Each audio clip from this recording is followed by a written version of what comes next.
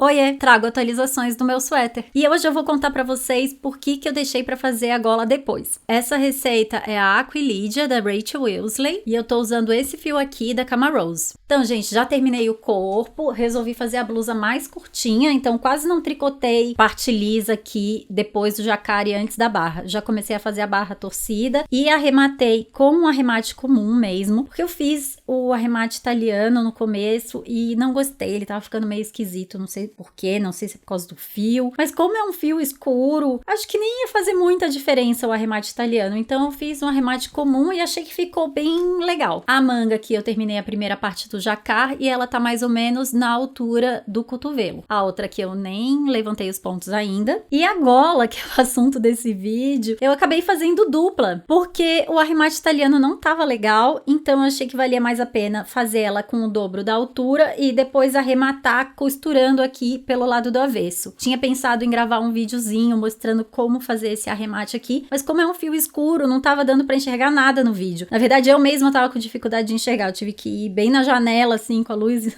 em cima, para conseguir enxergar os pontos aqui do avesso para pegar e levantar e tricotar os dois juntos. Então o vídeo vai ter que ficar para uma próxima oportunidade. Mas bem, por que eu fiz a gola depois? Porque pela minha experiência, uma blusa desse tipo aqui precisa de um pouco mais de estrutura na gola. Foi isso que eu descobri fazendo essa outra blusa aqui, que é a Sunray da Jennifer Stenges. Nessa receita, a designer também indica para fazer a gola e já começar o jacquard. E eu fiz assim, só que depois experimentando, eu achei que a gola tava ficando muito aberta, muito sem estrutura nenhuma. Então, eu acabei tendo que levantar os pontos aqui, tricotar a barra com dobro de altura, envelopar a gola antiga e costurar aqui no avesso. Então, ele acabou ficando com uma gola tripla, né? Porque a gola é dupla, só que a gola antiga tá aqui por dentro dessa nova gola. Eu achei que nem valia a pena desmanchar, cortar, nem nada. Eu só envelopei a gola antiga mesmo. E aí já ficou bem melhor. Então, assim, não é uma crítica à receita, porque eu tenho certeza que a designer tem um motivo pra ter feito assim. Ela também usou outro fio, então, assim, não posso julgar por que ela fez isso. Mas eu tenho pensado bastante sobre essa questão da estrutura nas peças. E tem uma criadora de conteúdo de tricô chamada The Knit Teacher, e ela estava falando há um tempo atrás sobre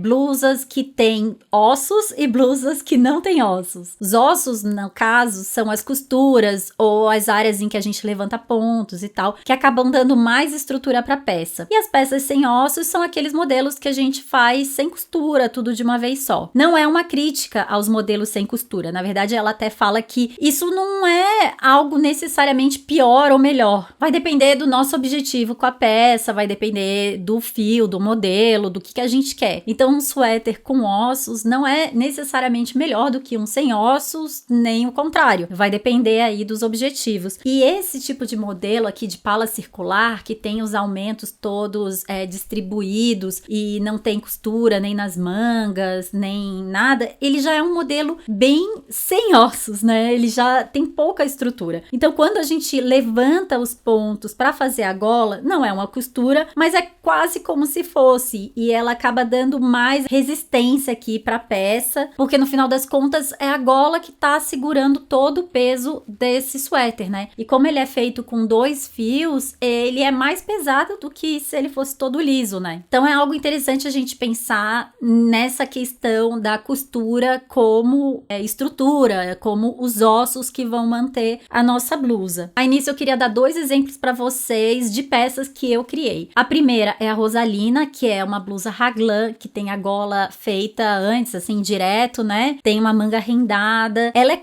totalmente sem ossos. E é uma blusa que eu gosto muito, acho que fica muito bonita. Por outro lado, eu tenho a Cadaqués, que é uma blusa que é com costura, que tem também aqui um arremate com 3 agulhas decorativo nos ombros, que também ajuda a dar estrutura, e que isso é muito importante nesse modelo, até pra blusa não enviesar, e também porque é um fio de verão, um fio mais pesado, que se não tivesse a costura aqui no ombro, com certeza ela ia acabar ficando mais esticada. Então é legal a gente pensar nisso, né? O que as costuras podem trazer para uma uma peça, ou não. Às vezes tem gente que é contrário à costura, que não quer fazer costura de maneira nenhuma, mas tem momentos em que ela é algo positivo e que vai ajudar a nossa blusa a ser mais durável, a ter um caimento melhor. Então, no final das contas, tudo vai depender do objetivo que a gente tem para a peça que a gente está fazendo. Então, me contem nos comentários qual a experiência de vocês relacionada às costuras, como estrutura de blusa, se já teve alguma peça que vocês fizeram que acabou deformando por falta de alguma estrutura a mais. E a gente se vê no próximo vídeo. Um beijo e até a próxima!